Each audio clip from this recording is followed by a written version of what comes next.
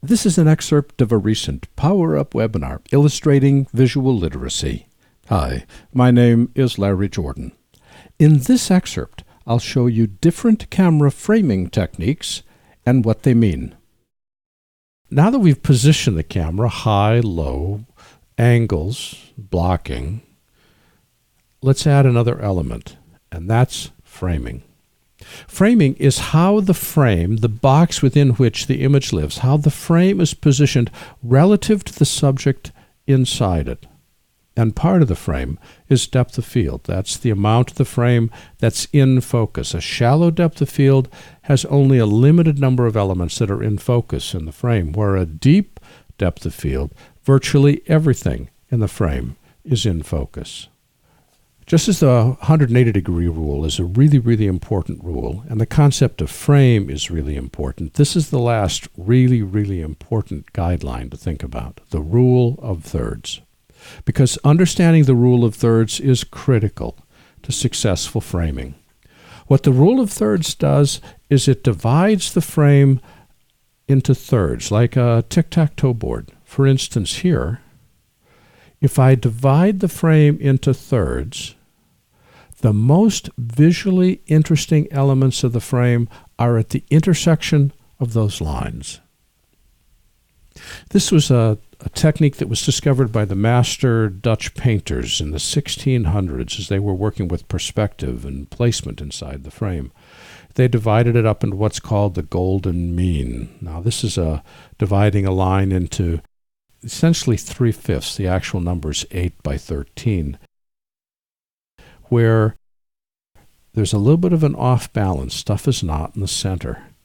Notice how this is a visually appealing shot, but she's not in the center. She's placed on the rule of thirds. There's 4 intersections. We've got top left, top right, low left, low right. And that's where you want to try to aim to put your most visually interesting material. Notice that the woman here is looking not at the camera but off frame. That process is called looking room. Looking room moves the subject off center and allows them to look into the wider part of the frame. If they are looking camera left, which means they are looking to the left side of the frame, if they are looking camera left, then we pan them to be camera right, as we've done here. But watch what happens as I diminish the looking room. We've smushed her up against the side of the frame. Here she's got plenty of room to look, but now she's smushed. What's interesting is this feels normal. Now here's the problem.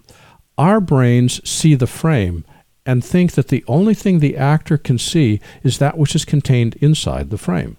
Well, you know from real life that when you're on set, your eye can see everything. You see the set, you see the crew, you see the craft table, you see it all. But the illusion that we give the audience is the only thing that's there is that which is inside the frame.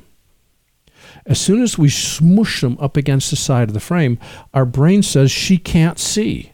She can't see what's outside the edge of that frame. And this makes us feel very, very uncomfortable.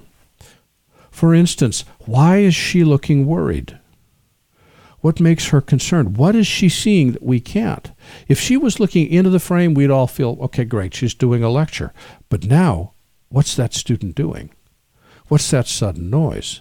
Why is she looking worried? Because she can't see outside the frame, because the frame blocks it, we assume that in real life she can't see, and we get nervous. Looking room. If they're looking to the left, we pan them to the right. If they're looking to the right, we pan them to the left. Here's an example. He is looking at us, but he's got a slight angle, so he's got a little bit of looking room. He's a little bit more left to give us a little bit of extra space on the right. But also notice the headroom. Headroom is the distance between the top of the subject's head and the top of the frame. Remember the rule of thirds. His left eye, camera left eye, is right on the intersection of the top left rule of third. Look what happens if the headroom becomes too big. Excess headroom just drives me completely nuts. invariably what happens for inexperienced camera people is they put the subject in the center of the frame. They don't pay attention to the rule of thirds. Look at the difference between the shot on the left, where there's too much headroom, and the shot on the right, where the headroom is much more normal because we're following the rule of thirds. Or here, her eyes are dead center. But I don't want them dead center. I want them on that upper third line. Look at how much more interesting that shot is if we decrease the headroom and frame according to the rule of thirds.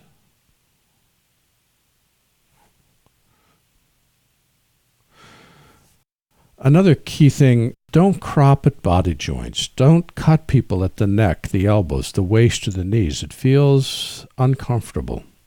Look at how the shot in the top right looks much more pleasing, much more comfortable than just the head shot on the left. We need to either open it up, as I've done in the top right picture, or go tighter, as I've done in the bottom right picture. But don't just cut at a body joint. Don't just cut at the neck. Don't make it look like they're a disembodied head. This has been an excerpt of a recent Power Up webinar illustrating visual literacy. For the complete version of this webinar, please visit our store at larryjordan.com/store and look for Webinar 270. By the way, when you need to stretch your training dollars, membership in our video training library saves you money and time. You can access all of our videos for a low monthly price of only $19.99. That's more than 1,900 movies, hundreds of hours, on a wide variety of subjects. Plus, premium members can download practice media and projects. Our training covers Apple and Adobe software. We update it multiple times each month. And for more information, visit larryjordan.com/membership. And thanks.